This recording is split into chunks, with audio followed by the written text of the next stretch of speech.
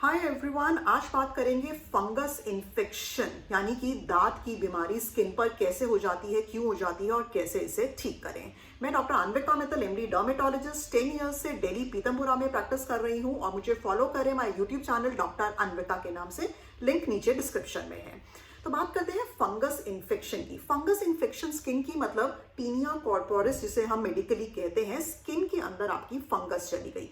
जब स्किन के अंदर आपकी फंगस चली गई तो ये प्रेजेंट कैसे करती है, छोटे छोटे आपको लाल रंग के रैशेस हो जाते हैं जिसके ऊपर व्हाइट व्हाइट फ्लेक्स होते हैं और इसमें आपको बहुत ज्यादा खुजली होती है। धीरे धीरे अगर आप इसकी ट्रीटमेंट ना करें तो आपकी बॉडी में, आपकी स्किन में ये स्प्रेड होती चली जाती है और लॉन्ग टर्म कॉन्टैक्ट से ये आपके जिसके आप टच में आ रहे हैं फैमिली मेंबर्स वगैरह को भी ये छूने से स्प्रेड हो सकती है।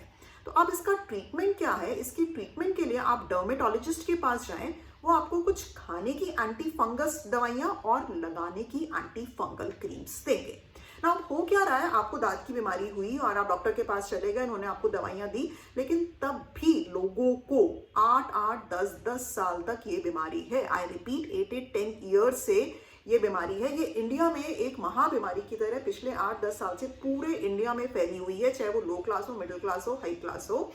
और सिर्फ कोविड ही नहीं, टीनिया कॉर्पोरिस दांत की इन्फेक्शन फैली हुई है पूरी तरह से इंडिया में। अब इसका कारण क्या है कि क्या ऐसा गलती हुई सबसे कि ये जो बीमारी है ये इतनी बुरी तरीके से फैल गई और दवाइयां देने के बावजूद भी ये ठीक नहीं हो रही है।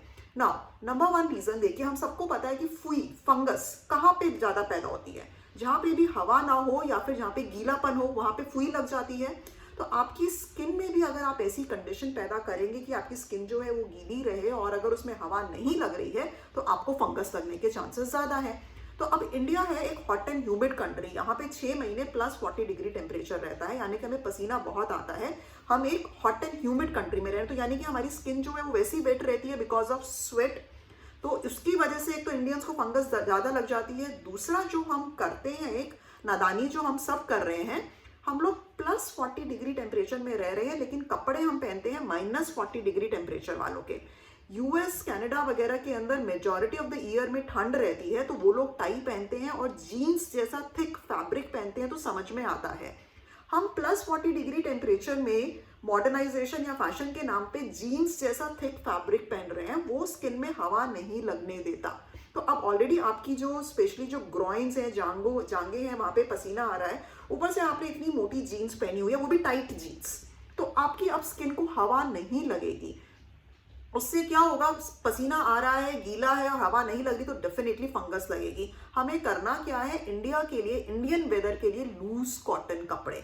सो हमको कॉटन ट्राउजर्स पहनने हैं या कॉटन की सलवार पहननी है या लूज कॉटन कपड़े पहनने हैं, टाई नहीं पहननी है, जाके हमारी स्किन को वेंटिलेशन, हवा लगे।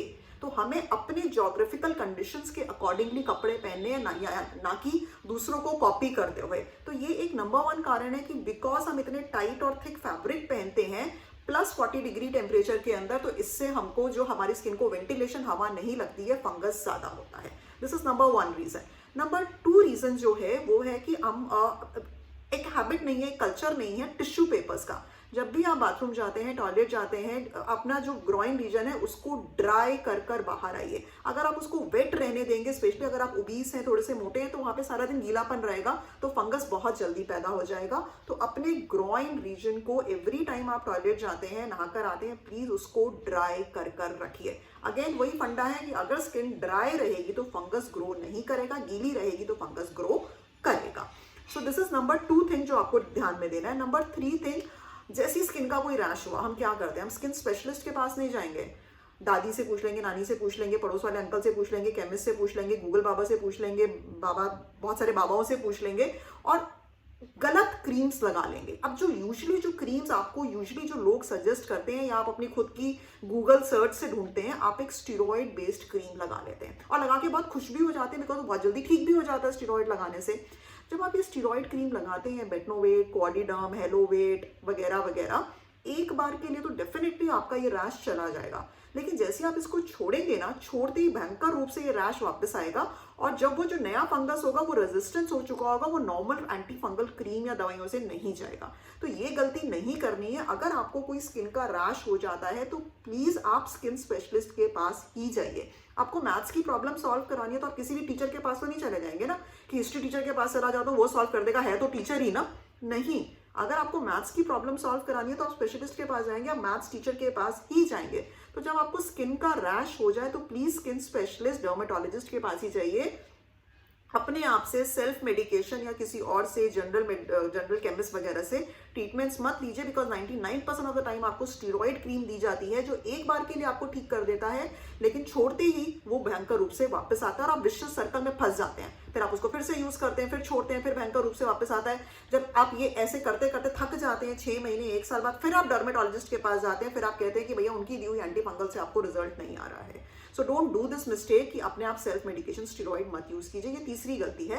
लास्ट गलती क्या है कि आप डर्मेटोलॉजिस्ट के पास आए, ठीक है, आपने 1 साल आपने सब गलतियां कर ली, आपने टाइट कपड़े भी पहने, आपने स्टीरॉयड भी यूज करे, अब आप डर्मेटोलॉजिस्ट के पास आए। अब मैंने आपको कुछ दवाइयां दी, मैंने आपको 1 महीने का कोर्स दिया।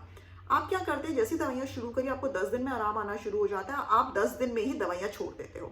आपको ये गलती नहीं करनी है। अगर डर्मेटोलॉजिस्ट ने आपको 1 महीने का कोर्स दिया है तो प्लीज 1 महीने तक एंटी फंगल लीजिए। होता क्या है, 10 दिन बाद आपका 90% कीड़ा मर गया, आपको आराम आना शुरू हो गया, आपने वहीं पे छोड़ दिया, लेकिन 10% तो बचा था ना। अब जैसे आपने दवाइयां रोक दी, वो 10% कीड़ा जो है वो फिर से पैदा होकर फंगस इन्फेक्शन को राइज कर देगा। तो अब आपने क्या करना है, लेकिन अगर आपने कोर्स कंप्लीट किया होता, आपने पूरा 1 महीना का लिया होता, तो वो फंगस जो है 100% मर जाती और तब आप दवाई रोकते तो फिर दोबारा नहीं आएगा। तो यानी कि चौथी गलती जो लोग करते हैं वो कोर्स कंप्लीट नहीं करते हैं। मेरे पास मेजॉरिटी ऑफ द पेशेंट्स आके यही बोलते हैं, हम जब तक दवाई लेते हैं तब तक तो ठीक रहता है, छोड़ते वापस आ जाता है। तो मैं हमेशा सबसे पहले ये पूछती हूँ कि आपने दवाई का कोर्स पूरा किया था? नहीं किया था। सो ये चौथी गलती नहीं करनी है। मैं रिपीट कर रही हूँ, फंगस इन्फेक्शन, स्किन की दाद की बीमारी जो है पूरे इंडिया में बहुत महाबीमारी की तरह 8-10 साल से फैली हुई है। ये बिल्कुल ठीक हो सकती है, लेकिन ये क्यों नहीं ठीक हो रही है? 4 गलतियां। एक तो हम टाइट कपड़े बहुत पहनते हैं, जीन्स या मोटा फैब्रिक पहनते हैं, वो नहीं करना है। अपनी बॉडी को ड्राई रखना है तो टिश्यू पेपर का कल्चर बनाइए। थर्ड जो है, दवाइयां अगर डॉक्टर के पास जाते हैं तो पूरी कीजिए। अपने आप से सेल्फ मेडिकेशन या स्टेरॉइड्स को यूज मत कीजिए। अगर आप ये 4 गलतियां नहीं करेंगे तो डेफिनेटली आपको फंगस इन्फेक्शन से डरने की जरूरत नहीं है। पीनिया, दांत की बीमारी, फंगस का इन्फेक्शन, ये जो है ये आपका डेफिनेटली ट्रीट हो जाएगा। एक लास्ट भी बस मैं पॉइंट बताना चाहती हूँ, जब आपका फंगस ठीक हो जाता है तो वो जो फंगस है वो वहां पे ब्लैकिश रैशेस छोड़ जाता है, कालापन छोड़ जाता है, उससे आप मत डरिए। आप फिर से एक बार अपने डर्मेटोलॉजिस्ट को कंसल्ट कीजिए, वो कुछ ऐसी दवाइयां देगा कि जिससे वो ब्लैकिशनेस चली जाएगी। वो डरने की चीज नहीं है। कालापन जो रैशेस के बाद रह जाता है that is very easy to cure, वो दवाइयों से भी चला जाएगा, नहीं तो कुछ समय बाद अपने आप भी चला जाएगा। तो उसकी टेंशन मत लीजिए। उसको ये मत समझिए कि मेरा रैश रह गया है, वो रैश नहीं रहा होता है। हमें बेसिकली डर्मेटोलॉजिस्ट के पास जब आप पहली बार गए और 1 महीने बाद जरूर जाके दिखाइए, जाके वो असली में जज कर पाएगा कि आपका जो रैश है, फंगस है, वो मर गया है या थोड़ा सा बचा है, आपको और दवाइयां लेनी है 1 महीने तक, या अब आपका ठीक हो गया या सिर्फ कालापन बचा है। तो कंप्लीट ट्रीटमेंट लेंगे, राइट ट्रीटमेंट लेंगे तो आपको फंगस से डेफिनेटली निजात मिल जाएगा और आपको फंगस इन्फेक्शन भी नहीं होगी। कमेंट कीजिए दिए हुए इस सेक्शन में आप कौन से ऐसे टॉपिक्स हैं जिस पे चाहते हैं कि मैं वीडियोस बनाऊं, so that I can make the videos in the next session. Stay happy, stay beautiful, and we'll meet you in the next video. Do subscribe my channel by the name Dr. Anvika.